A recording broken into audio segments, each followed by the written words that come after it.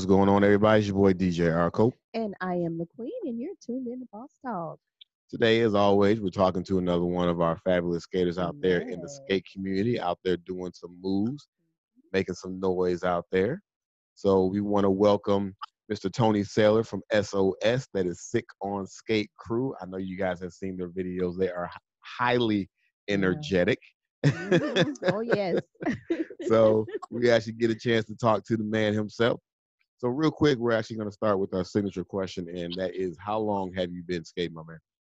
I've been skating for about 27 years. Okay. Out of that 27 years, I spent 12 years really getting involved with the community. Mm-hmm. That's kind of why I built Sick on Skates, which was like my second crew that I built. The first crew that I started with was Georgia Rampage, and they both out of Atlanta. And I pretty much just changed the purpose, changed the drive, and as you guys can see, you'll see some videos out there. If someone's asking, well, what skaters are out there in Atlanta? SOS is one of the names that stands out. Yeah. So do you remember your first time actually getting on skates and what the feeling was? And then also tell us when you decided, like, okay, this is what I'm going to do. Okay. So when I actually got on skates, I'm originally born and raised from California, Los Angeles, Crenshaw and Hawthorne. Okay. So I was born in the 80s, and my mother originally from, I'm sorry. Okay. My mom and dad are originally from Atlanta, Georgia. The entire family originally from Atlanta, Georgia. So that's where my roots are. That's where my roots are. So basically, how I ended up first time on skates that I remember was my dad taking me to an iconic rink at the age of 3. I just remember him briefly. We didn't really get a chance to jive or hang because he passed away when I was young. But I do remember at the age of 3, he put me on a skate floor, and I could never really recognize it until I spoke with my grandma just to tell me what rink in Atlanta was I at. And to come to find out, I was at Jelly Bean before it closed. Wow. Nice. So I was 3 years old. From there, and that was a time that I visited Atlanta. But I went back to California, and the next time I got back on skates, I was skating outside Long Beach and Venice Beach. So I was doing a lot of activities, skating, skateboarding, riding bicycles, mostly in the neighborhoods and on the beach. But my drive was towards dance, and I just loved to dance. Yeah.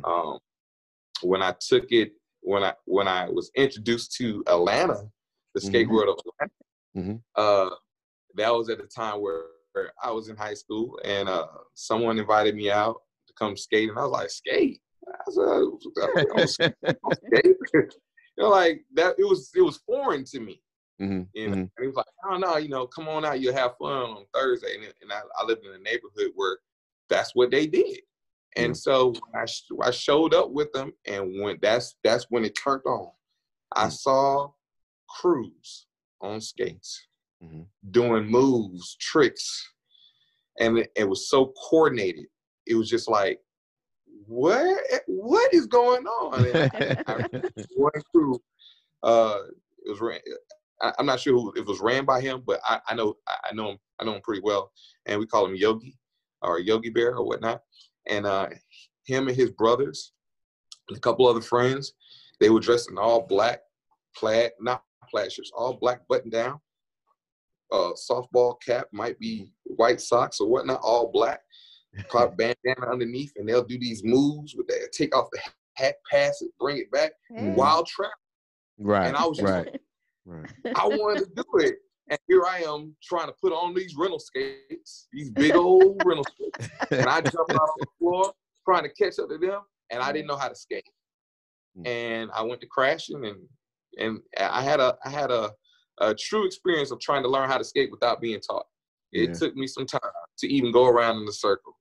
And, when I finally got a chance to know what I was doing, I think it was like a year after I seen those guys, I would try to jump in their line, and I could never keep up with them. And I was like, how are they doing this and not falling? And people, you know, started to groom me and show me how to do certain things. And then I was able to meet some friends, some like-minded buddies, and start forming a little, you know, little gang or whatnot. And Your skate gang. Gang. We didn't have a name, but you know, it's a little skate gang, and you know, we noticed that we can do certain things, but we didn't have no moves. We just knew that we can move together. We were just doing that left, right, hand on the shoulder, you know. But during that time at Golden Glide in Decatur, in Georgia, it was known to have a lot of crews. And you've seen a lot of male crews, you've seen some female crews, but they were all, it was like I can tell you, it was a tradition. Different neighborhoods, different areas would skate. This is what is known in Atlanta. Celebrities that we know back in the day, they were in the skating rink. They were out there skating with us, like Another Bad Creation.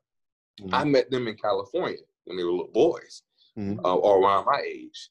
But then when I moved to Georgia, I'm at Golden Glide and I run into them. And I'm like, what? What's going on? Where was Aisha at? Was Aisha with him? Huh? Was Aisha with him? Oh yeah. And you know, during that time, like it started, you know, as I get older, I start to take a look back in the past that the skating rinks played a major role in our youth and our talent. A lot of people would take their talent to the rinks to show everybody what they can do. If it's singing or dancing or acting or whatnot, they will be in those rinks. And I was able to meet a lot of people. And it's so funny because, you know, people are like, hey, did you know members from Jagged Edge would be at the skating rink? No one really knows. They're in there skating with us. They're in there skating with a crew. No one really knows until, you know, we start paying attention. Because skating became fun. So for me, it was fun because I didn't, you know, I'm just having fun. But it became serious when I was like, hey, I want to really want to do something. I want to make an impact.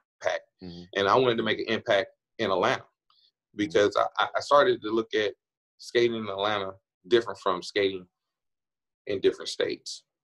It's definitely different. It's definitely different. You know, it's extremely coordinated. You know, the moves and the routines, and I mean, and sometimes they're a little sophisticated. I'm like, wow, that's a lot, you know. But it's enjoyable to watch because you see the energy level, you see the passion, and being that you're a dancer, that you said, you know, I'm sure it was easy for you to fit right in there because a lot of their moves is incorporating a lot of dancing, a lot of, you know, routines and coordination. And that's part of that ATL skate culture. Dancing and skating go hand in hand. You had dancers who were skaters, and you had skaters who were dancers before me with a style called yeek. And in yeek, it's a lot of fast movements. And with those movements, you know, while I was skating, now while I was learning from the OGs or the people before me, I can relate some of those skate movements, those hand gestures or those facial expressions to the yeet movement of dance. And that's something that was built in Atlanta. So like, for example, you may see, we've got this thing in the skate world, national skaters. So national skaters that probably represent Atlanta, they have a movement which we call the stab, where it's a crossover with the foot, immediately with a clap, and then followed by some more movements with that. When everybody sees that, they think, oh, that's all ATL style. It's all ATL. ATL has a lot of movements. You know, have a lot of different names. That's called the stab. Where what I do the stab, but I also prep, and I also yeet, and I also we do it all. We have different formations, so it's all combined. The younger crowd, you would hear them. They have their own style in the ATL skate culture, which is called ATL ride, where it's more on the music that allows them just to like cruise and just relax, but express themselves in their own swag. Okay, you just mentioned like 4 different styles. Is this something that, in Atlanta, is this something that is not written, or is it just kind of passed down? Like, how do you know? So that's the thing. Is it written? Yes. Do people know how to find it? No. Because Atlanta, when we say Atlanta, or when we talk about the Atlanta scene, people in the skate scene in Georgia say Atlanta skate scene. Skate scene is is like a soup bowl. Everybody comes here. Everybody puts into this big bowl of soup, you know. But it is actually Atlanta. Everybody moves to Atlanta, and they add in their own little thing. So when that happens, the stuff that was actually there, the original or the known, it starts to seep out. It starts to get pushed to the side. So we don't know who are the originals, or we don't know who started what, unless someone from the past can put something together and they all show up in one building at one time. And then we can say, hey, we recognize that. Who is that? And they express who they are, and they teach. Unfortunately, for it to be written, it has, but you have to go to a certain location to find it. And like I said, Yeek is the ones that were in the Yeek culture pretty much have things documented by video and on paper. So it's almost like Indiana Jones. If I tell you, I'm gonna have to kill you. Yeah, it's like Indiana Jones and the Temple of Doom. You got to go through a whole obstacle course just to get to the end video and the end result. You might not make it out alive. Unfortunately, because you got in different dance crews or skate crews, you have different people who have knowledge and some that don't have knowledge. They just follow.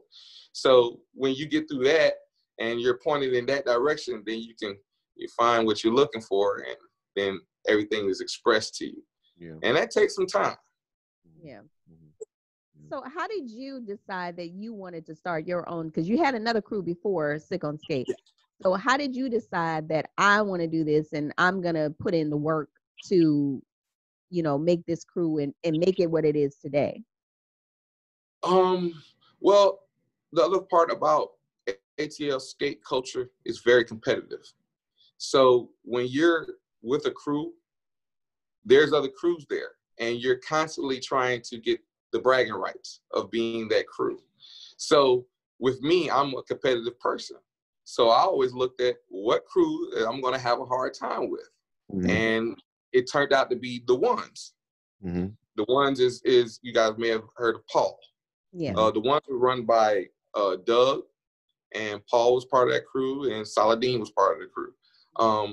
They would stab. That was their foundation move. They were great at it. And then there was other skate crews, but when I saw them, I was like, okay, we gotta do something better. We gotta figure something out, because they got time in. They know exactly. They're so coordinated with their moves. They can throw them out and they can battle. When we battle side by side. So they kind of pushed me to make a crew to battle them, because they'll get beside me and some of our friends, and they'll make a mockery of us. And you just get tired of somebody just keep doing things to you. So what happened was, the guys I got with, I said, no, we gotta practice. And we would practice at a car wash, we would practice at a tennis court, we would practice outside. We'll call each other on the phone, let's meet up, let's go do this. And it just kept being repetitive because we were hungry for it. And I didn't jump in the driver's seat and say, I'm the leader or anything. Right. It kind of, someone had to take lead of what's going to happen, and we didn't have, we had people before me, but when they left to go on to something else in their life, that left an opening, or that left a spot where that needed to be filled. And nobody wasn't running to that spot. So I kind of fell into it. And as I fell into it, the other crews started looking towards me like, okay, he's the one that we're going to have the hardest. And I was the wild child. I was the one doing backflips. I was the one doing, splits and slides, and I was going fast and crazy. Where we had some people that were very technical with it. I was the one that, okay, y'all want to see something dramatic? That's Tony's lane. That was me. Okay. But I took a more approach where I was like, okay, let's go a little bit bigger. And during that time, that's when we start paying attention to the older crowd and other skaters that we didn't really, see in the mainstream when it was just Decatur, or if it was Skate Town over there off Old National. So I was like, man, they skate different. And then that's when we started getting introduced to skate parties. We were like, well, we want to go to these skate parties. And when I first went to my first skate party and I saw these amazing skaters, I was like, they're from a different state? They don't live there? Or nothing like that. I was like, well, wow, we gotta, and when I first heard, like, at the time, it was like, these skaters were able to introduce where they were from and their style. And I was like, we got to show our style. So that started picking up. And the rest is history, and I've done so much to keep it going. So let me ask you this. Was the movie ATL a good representation of your skate culture? Okay. So a lot of things about ATL. I had to ask. Okay. ATL, it benefited Atlanta. It benefited the skate culture. It benefited Atlanta skate culture. As a representation, you have to understand that it was supposed to be about skating. It was supposed to be about Jelly Bean. But because they could not get the rights to Jelly Bean, they had to change the name to ATL. And when they changed the name, they had to change the script. They had to make a lot of changes. So instead of it being a skate movie, it became a movie about growth, decisions. So when you look at it, you're like, man, this is not, a lot of people are upset it's not a skate movie. But people got to understand Hollywood is Hollywood. Right. When they buy your idea, and if it doesn't suit what they're trying to do, the big picture, they're going to change the idea. Right. So all the skating that you guys didn't see, all the hard work that we did do, you guys don't know about it. Yeah, it kind of sucks. But in the end, to this day, it has helped build the culture in Atlanta like it was when Jelly Bean was around. Okay. When Jelly Bean was around, it was packed all the time. It was crazy, a lot of people. But Jelly Bean didn't last. Cascade was built in the early 2000s, or like 2000, 2001 or something like that. And it's still open. And I knew it before it looked like Cascade in the sign. I was there when it looked like the storage unit and it didn't have a really good floor. But when the movie came, when ATL got shot and things started to happen, we were able to see the growth. So it became a landmark. So the movie, yeah, it did what it did. There were some things that took place that kind of made the movie not really stay up there. And that was the issues with T.I. and his legal situations. Because, whenever anyone gets in trouble, brings negativity to something, they shoot it down. Because we collect royalties. We collect royalty checks all the time. Excuse me, not royalty. Royalty checks. We collect checks all the time. Before, they was a good number. Now, only certain networks pick it up. And, we're still getting to get a nice check. But, it was not a big representation of the ATL skate culture. Gotcha. Okay. Gotcha. Yeah, we always, when we ask somebody, we've talked to a few different people who have had parts or, had opinions about it, and we always want to know because it's always a backstory. Yeah, like we don't really know because we just see like what's on TV. Yeah, the end result. It's always a backstory, so it's always interesting to know like what really goes on. Yeah, it just that again, the story was great. The original story was great. It was about a real skating rink and real crews, but because they could not get that approved in time, they had to make changes, and money was paid and people were on, you know, tabs. And so they had to come out with a movie, and you had writers rewriting the script very fast. And sometimes, and then sometimes we're on set, you know, they're like, hey, preps, come up, you're on, we get on set, we do our skit, we do our thing. And then next they say, hey, look, you guys got to tone it down. You guys are, you know, you guys are not the stars, so we want y'all to do basic moves. So we had to tone all our moves down. They want you outshining everybody. Yeah, we had to turn out. And what the ones was also the original, the ones who are in real life, they T.I. and them were able to use that name because the original name and a lot of the stuff that we were doing started to emulate roll bounce. Mm-hmm. So then the writers so whoever was the writers they had before, they had to get new writers. Hey, nope, that looks too similar. Right. Or better yet, nope, we're going to take that out. You can't use that scene. So it's like, we don't know what's going on. We just tell us where we need to be. Yeah. Mm-hmm. Get called out and we do a different look. So it was a very interesting experience, and it opened up a lot of doors.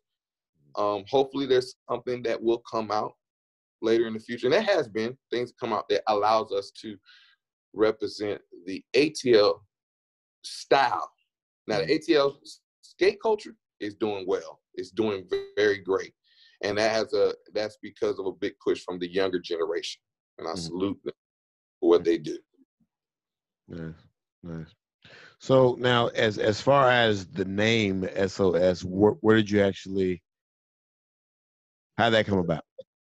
Well, you got a smile on your face, so it must be something interesting. well, I traveled all over the world. Well, there's some places I haven't been, but I was in Iraq at the time, and prior to that, being in Iraq, I used to hear people say, "Man, you so dope, you so sick, man, you sick on them skates." You know, it just kept hearing. You know, you hear those things in your head. And so one time I was in Iraq, and I take my skates everywhere. So I had deployed, took my skates. At the time, you know, I wanted to keep my skate shape going. You know, flexibility.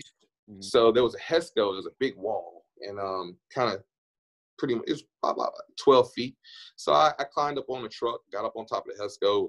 It was flat surface up at the top. And so, you know, all I see is desert, sand or whatnot. And probably like 400 meters or 500, 600 meters, I'll say, I can see the Iran border. So I have my binos, they see me, I see them. So I'm just trying to make sure there's nothing going to happen crazy while I'm up there. So I put on my skates, and military buddies turn on the music. So I'm up on top of the HESCO, and I'm just going to work. Boom. And I hear it. I'm like, man, you sick on them? Well, you sick on the skates? And that stuck in my head. And I was like, I wrote it down, and I started drawing pictures, and I just kept it in my book for a while. So when I came back to Atlanta, when I got back to the States or whatnot, I returned to my original crew, Georgia Rampage. And I returned with interesting news, and I didn't like the way things were going, and I had to dissolve the crew. So when I dissolved the crew, I decided I was just going to sit out, and, you know, this wasn't for me. But I received a call from one of my ex-members, and she was like, I need your help. She explained the situation towards me. She said, hey, I got a lady very big in Atlanta, and she's looking for some female skaters.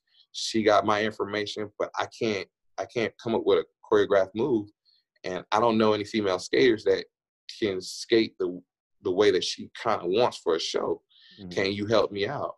And I said, you know, I was hesitant, and I said, yeah, I'll help you out. Then she was like, can she just talk to you, and you just, you know, do your thing? I'm like, I thought about it.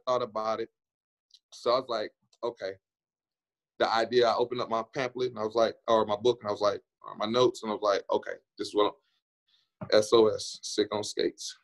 So I wrote everything down, and then I went to go find female skaters, because my idea was I was going to create an organization or a crew or whatnot, and just contract skaters to do events.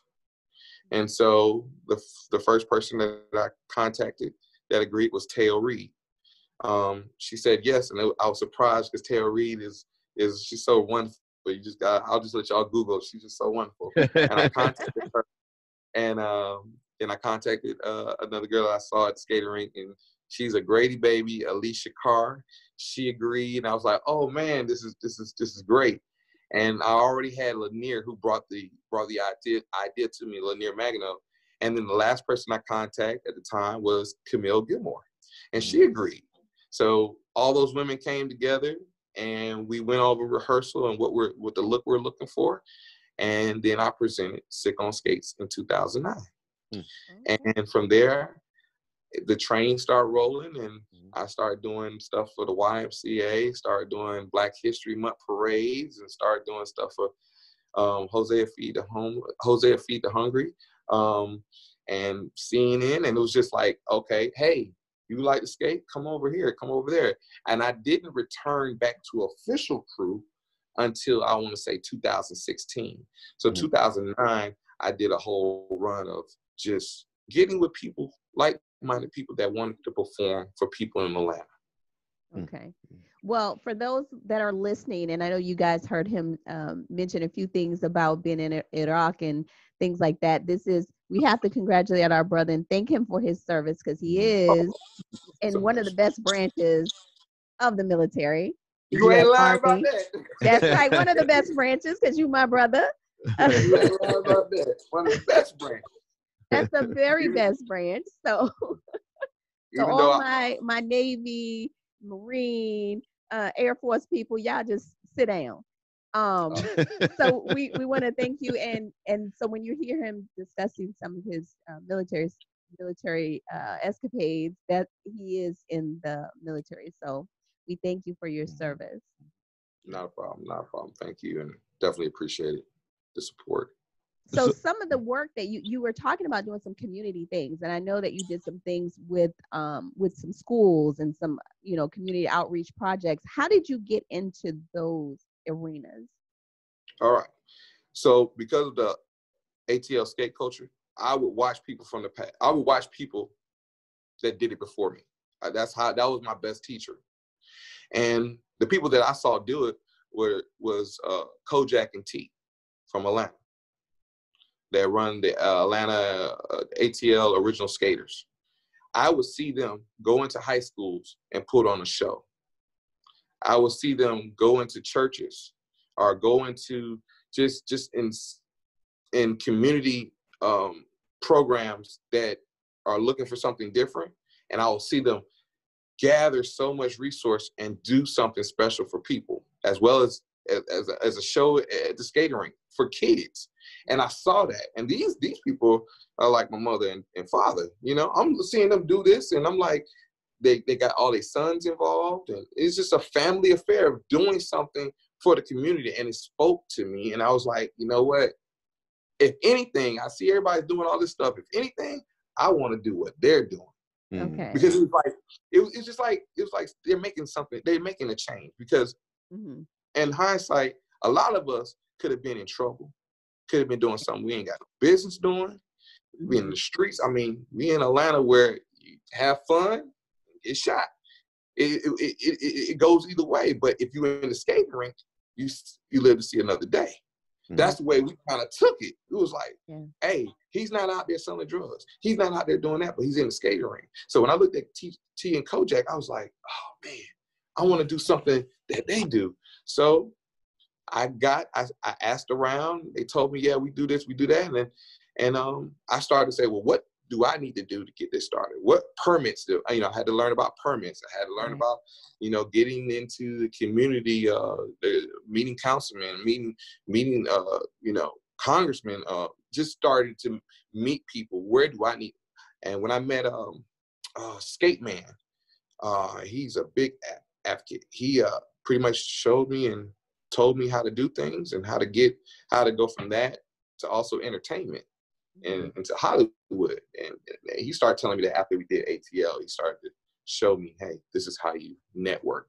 This is where you go. Okay. And you got to let the fear go. They don't know you, but when they see you on the skates, they're going to want to know you. Okay. And so I took that, and that's how I was able to get all these awesome gigs. Nice. Wow. Nice, nice. So as far as your crew members, how many members do you currently have? I have a total of 7 crew 7. members. Mm-hmm. How many 7. women? I have a total of 2, and possibly a third who just contacted me the other day. Some events have happened, and my phone has been going off. A lot of people want to join the crew, and we have a rule. We kind of, we have to vet each person to see if they're a good fit. Because one thing about my crew, one thing that I learned from my prior crew is accountability and integrity. A lot of people hold me accountable for a lot of stuff, and they expect me to act a certain way. And it's only fair if I have that for you as well. So it's not hard to be a part of the crew, but at the same time, it's like I ask the question: is this something that you really want to do? Because there's a big sacrifice. You have time, your time. I said, skating is fun. Why do you skate? I asked those girls, why do you skate? Oh, I get away. I said, okay, I understand it's a getaway, but at the same time, for us, it's fun. It's not just a getaway. It's also sometimes it's work, because what we do, we don't just go skating on a specific day. We actually go skate to practice. So while everybody's having fun and putting on a show for everybody, we're in there practicing 45 to an hour. Skating rink is open for 4. So with my team, it's like, hey, what time are we going to the skate rink? Like 8 o'clock when it opens. Okay. So 2 hours of the night, we practicing. And then the other 2 hours, have fun. Because we go by a model TTG, train to go. So in case I have a show that comes up, and Atlanta is very funny because we can be skating one day and then I get a call, can you guys beat this deadline? And sometimes I was like, we're not ready. So I had to restructure how we do things. So I said, hey, when we go I know, look, this is y'all's time, but if y'all understand, this comes up. If this is what you want to do and you're available, you don't have to worry about extensive practice. We're TTP, trained to go. That's a good thing to do. I mean, like Sugar-Free said, if you stay ready, you ain't got to, get ready. There you go. There you go. Y'all know it. Y'all know it. So how did you guys you performed in the preview of United Skates. So did they reach out to you guys, or how did that come about? No, I think United Skates was just traveling to different states. And when they came to Georgia, skating is something that we normally do. So we were present at the time, and I know they needed a lot of B-roll footage. So if we were at skate-a-thon event, or if we was at a Jive Biscuit event, or if we was at a regular session, majority of the members from the past and the very past and the current, you would see that SOS, saying shirt, and that's how we end up in their footage. But I never really got contacted by them, which is quite all right. I understood what the message that we were trying to display. Okay. Now, recently, we actually spoke with Dia. Yeah. And you guys did a collab. Yes, you guys did a collab video for Juneteenth, and we actually asked her about that for a little bit, and she had told us how you guys came together. So I want you to go ahead and let us know about the idea, how it came to you, and so forth. So give us a little bit of story about your video, which is dope, I'm gonna say. Yes, it was very dope. It's actually on our app. We actually put it on our app in the video section, so people can go check it out. Right. There's 3 versions of the video. I thought I saw a different version of it too. Yeah. Okay. There's 3 versions. There's 3 versions. I believe the one on your app is the version that it was a concept that she came up with. Okay. And then the other version is a minute and 31 seconds. And that's out there as well. So with everything that's been going on in the world,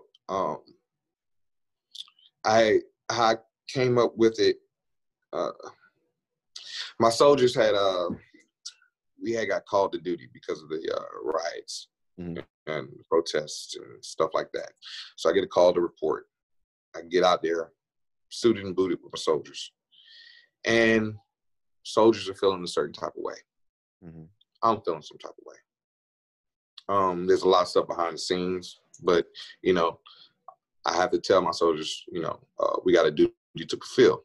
But it was kind of hard for me to tell them that when something doesn't sit right with me.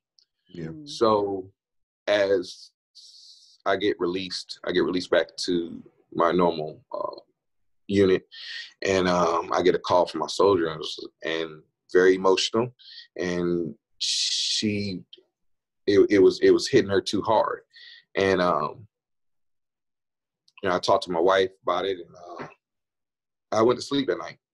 I thought about some things, and it just kept hitting me. I'm sorry, because when I talk about it, just no, it's cool. Take your time. Very emotional. Yeah.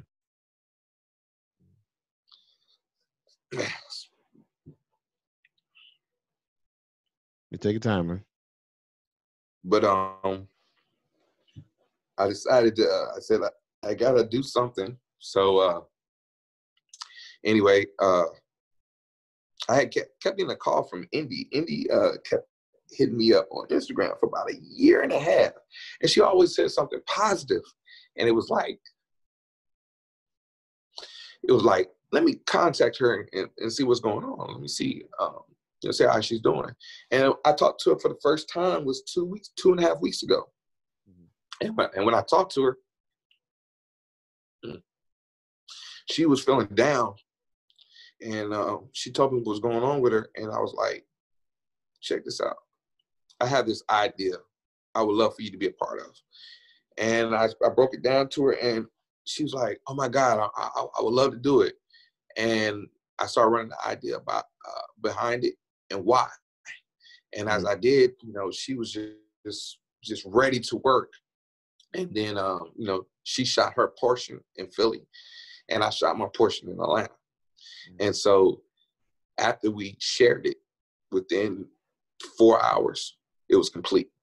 Wow. And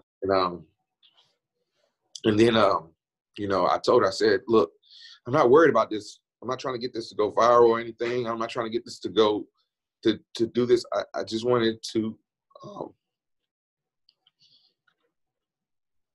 I wanted to just affect one person.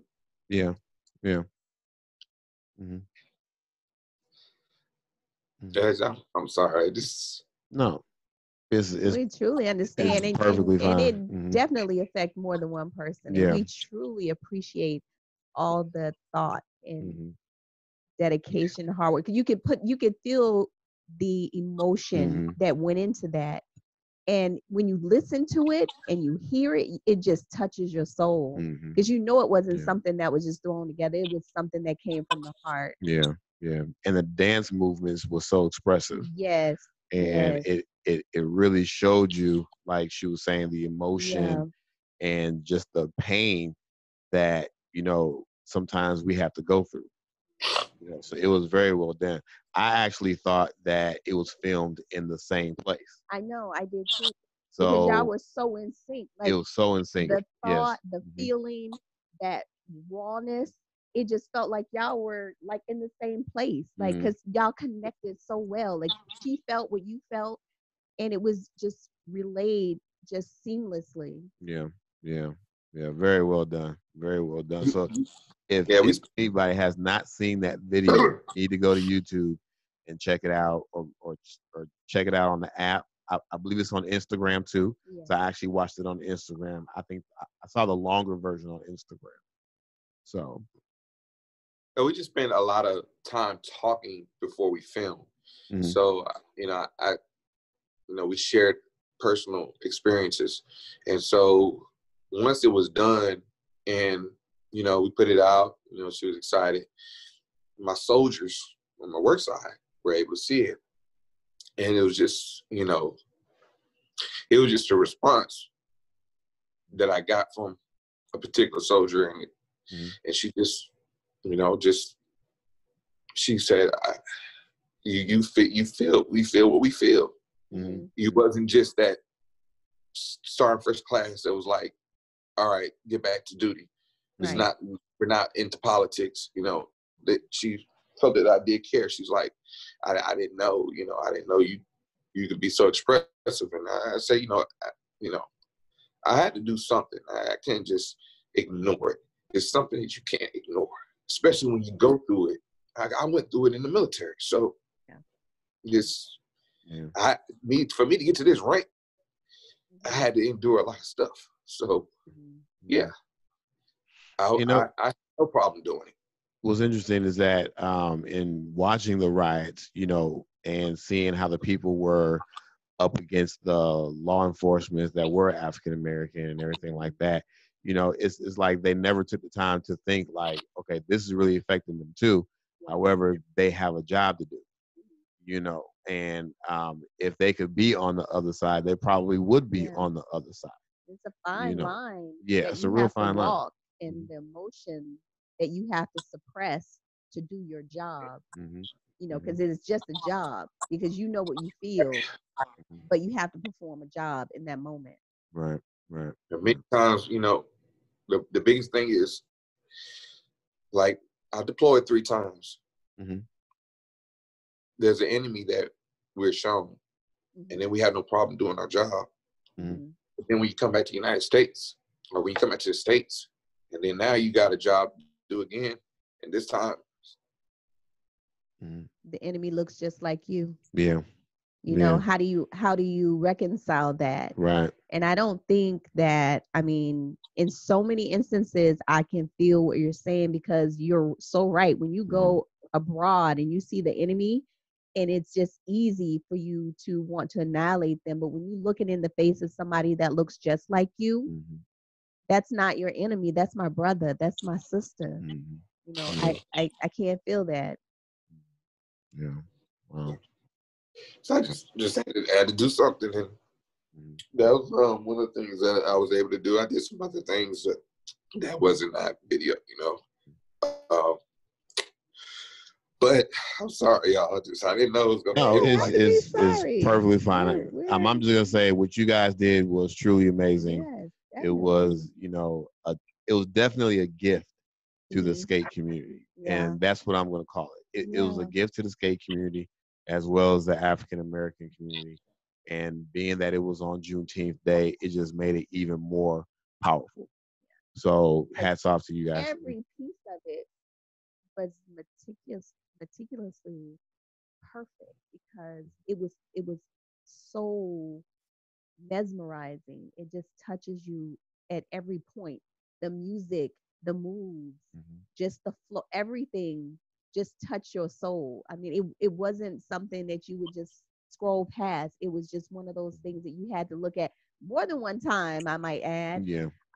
So it was amazing, and we thank you guys just for sharing your emotion with us, because so many times something affects people and they do nothing or they say nothing. But you have an opportunity to do something. Maybe you can't stop what's going on. Maybe you can't stop the fact that you have to be on the front line, but you can speak your piece through your music and through your skating. And that's exactly what you guys did. And it was beautiful. A good marriage too, because the ATL skate style is very expressive, and you're a dancer. India, she's a phenomenal dancer as well as a great skater. She has a lot of good, coaches and people that have kind of pushed her along in roller skating. Some of the OGs in the game. So it was like a really good blend of everything together. So definitely, again, fantastic job. Greatly appreciate you guys. So, and your soldiers, you say your soldiers really appreciate that. But on the other spectrum, I want to ask, did you receive any pushback? Because I know in the military, sometimes the things you do, obviously your personal, does have something to do with your military.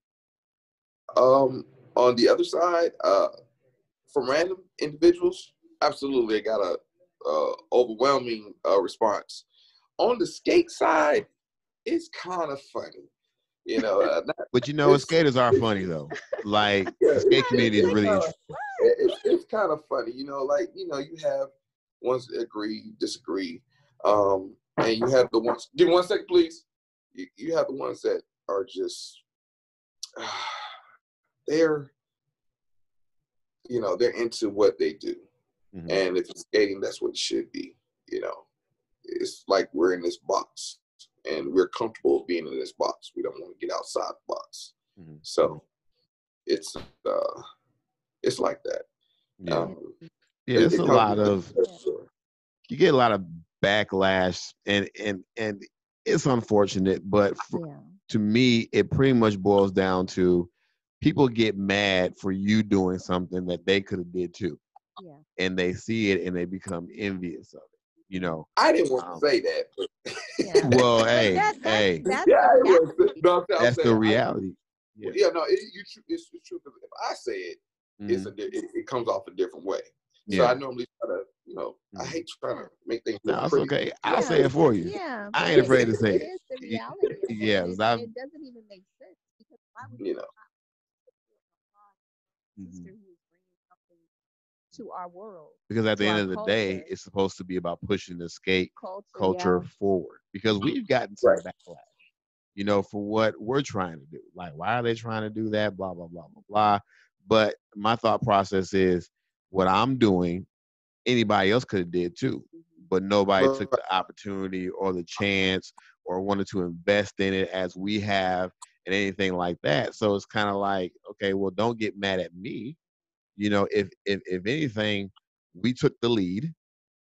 And if you are for the skate culture, everybody can get on the train. And let's everybody ride. Let's everybody just push it forward. Right. And if you have so much room on his plate. It's so much room on his plate. So much room on his plate. Yeah, it really is, because with this endeavor here, we're always telling people, hey, if you guys got some ideas, let us know. Send it to us. We'll put it in there, because you may have thought of something like this and you may have an idea, but you don't have the means to actually put it together. Okay, well, let us be your voice. Yeah, we have the platform. We have the platform, So you guys are like the only people that ever asked me about the Juneteenth video. So I didn't know how to react. I mean, I could talk about everything else, and I thought I could talk about that. It just, you guys asked a certain questions, just I guess triggered. So I'm getting my composure back. But yeah, it's fine, because skate world is a funny thing, funny animal. Yeah, it really is. Yeah, it really is, and it's good for people to see what you have to go through in order to get something done. The emotion, the heartache, and all that stuff, so they can have a better appreciation for what you've done. So, because it's not easy, and I asked myself, could I have done something kind of similar to you and what you guys have done? And I mean, I stay in my lane. My skill level is a certain skill level. You know what I'm saying? So I'm not much of a dancer. I used to be in a dance group way back in the day, but now back in the day. But now when I dance, I look like I'm skating. So I just stick to the skateboard stuff. You know what I'm saying? But I appreciate it, and I applaud individuals like you guys, because you guys can express some of the things that we can't express because we don't know how to. Right. And I'm just like, and on another point, like, when people see in the skate world, I mean, when people see such a profound and moving piece of art, because that's what it is, it's a work of art that you guys produce. Like, why is it so hard for you to share that? Like, why wouldn't you want to share that with the world? Like, why wouldn't you want every person from every corner of this earth to see this beautiful piece of art, when it comes from a great place, and everything it does magnifies us as a people, us as a culture, us as a skate culture? You would think that people would applaud that and want to spread that cheer, but again, our skate people. And before I did the video, and in the past, I would see other skate crews, I would see other skate individuals, I would share them on our page, because I'm like, hey, you guys are amazing. I think you're amazing. People should see this. And I've done that for the last 15 years. Continue. If they're from Atlanta and I see potential in them and saying they can take this somewhere, I'm like, I'll share it. We weren't the only ones that did a Juneteenth video. I know I saw 2 other videos that was out there from some people from the West Coast did a absolute great job. They utilized their skate talent very well. Everybody had a different idea. Everybody had the same idea, but we expressed it differently. on skates, and I applaud those guys for it. I don't know much about them, but I know they're on the West Coast side, and, as well as Solomon and his frat brother. They did a nice video. So yeah, I would hope people would share it in the skate community, but it's just not like that. It's just because really and truly, most things we could actually get a whole lot further if we really just shared each other's stuff. And what's interesting that, you know, we always say all the time, like, you know, we always ask people to share our posts, because it doesn't cost anything. All you gotta do is just hit that little button, say share, and that's it. I mean, you can hit share and forget about it, you know. So it's kind of like, but you know, hey, that's why we like to have this platform, because we're hoping that with this platform we can help bridge some of that gap and bridge some of that animosity in the skate community, because you can't move forward if you're apart. So we have to learn to come together and push the culture forward, because right now it's interesting, and I'm just going to say this, with all of the stuff happening with COVID, and you have certain people roller skating who might be famous or be an actor. Now all of a sudden it's like, oh, roller skating is the greatest thing and it's making a comeback, but it's like, wait a minute, it's always been here. There's a culture that has talent beyond talent that has been on roller skates, and you guys just kind of glanced over them. But now that you have certain people skating on their skates, and or whatever the case is, now it's glorified. You know, because I've seen some of those videos, and I'm thinking, man, I know a skater that can rip them apart right now. Like, really? You know, but you just have to learn to move with the times. But at the same token, us as a skate community and culture, it's our responsibility to push it forward as well. Correct. So yeah, so we definitely appreciate you. We heard somebody knocking on your door, so they left. So, but we don't want to take up too much of your time. So, but what's next for you and the Stick on Skates, the SOS crew? Well, while the COVID was going on, we still shot videos. So there's no sleep for us. You know, we create. If you guys ever get a chance, you go to our page, you'll see, you know, the Don't Rush Challenge. So we flipped it because I listened to the lyrics, and I'm like, you know, I get a little strategic with it. And I'm like, don't rush. I said, hey, what we should not be doing, let's not rush to get back into the skating ring. Let's not rush to get back into, you know, the areas where this COVID is lingering around. But what we can do, we can build or create within. That means if you know how to sew, make some masks. If you know how to cook, make some plates for folks and have it delivered. If you know how to do something that can benefit you and the next person, do those. So we came up with about 5 or 4 videos and flipped the narrative. And instead of like me passing something to you and you catch it and then all of a sudden you're pretty, we didn't do none of that. We pretty much was in our normal, like one guy by the name of Jari. He's studying to become he's studying in ministry. So how I started the video off, he's sitting down at the table and he's going over some words of what he's going to give to his next sermon. And then as we go into the words and come back out, he's in his skate uniform and he has his mask on and he's skating around. And he's like trying to get people influence in what's going on. And then it cuts off. And then you see another video of someone else. So we as it leads up to what's next, the possibilities are open. I always say, don't count SOS out. Just because you don't see us, that doesn't mean we're not around. Hey, there you go. There you go.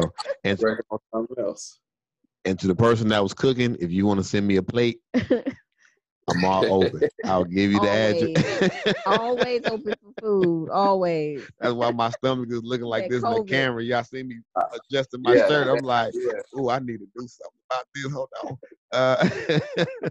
on. So how can the skaters actually connect with you as well? They can go to our Instagram page, our Facebook, our Twitter. just leave us a message. Someone is always actively receiving any type of messages come in, and it'll get to me. And like I said, like it wasn't hard for India, saying we just decided to say, look, because she's been saying some nice things, but we always get those things, but then when we act upon it, no one really was ready to do anything. But she was ready. She was ready. So it's not hard. I think we had a phone number on there.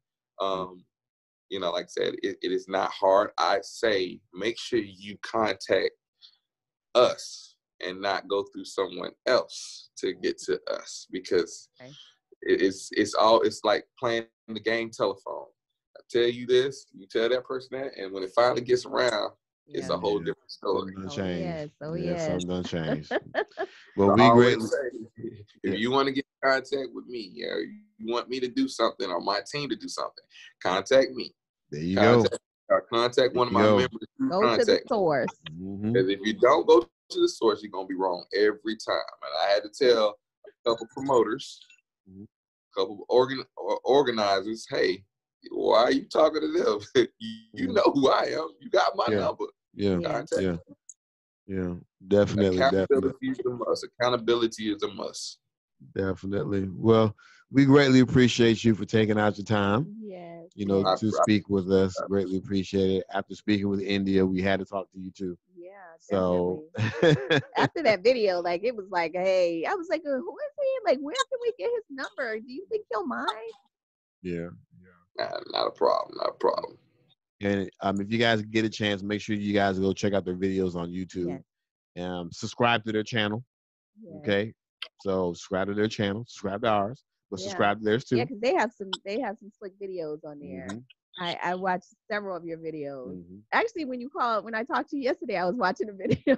Oh, you guys were in Monday Middle School. That performance of you were dancing and skating. Oh, that was amazing. That was so dope. That's what I was watching yesterday. That's how I was able to meet a lot of the young generation that are really making moves. Like they were like kids, little kids. Now they're, teenagers and adults. And when I actually got to perform with them there, and when I say the crowd, 700 kids, 700 kids, that just changed it for us. Yeah. And some of those guys that I performed for was their first time performing for anybody. Wow. And the dope thing is you had all those kids in there and they're very impressionable. So now you guys have left an impression on a young one. Now they're probably like, Mama, I need me some skates. You need to take me roller skating. So hats off to you guys. Very, very, very good job. So as always, we always appreciate you guys tuning in and listening, watching the video. Don't forget to share the app. And it was a pleasure speaking with you, Mr. Saylor. Absolutely. Very, very good pleasure speaking with you. And so until next time, Skate Fam, we will see you on the wood.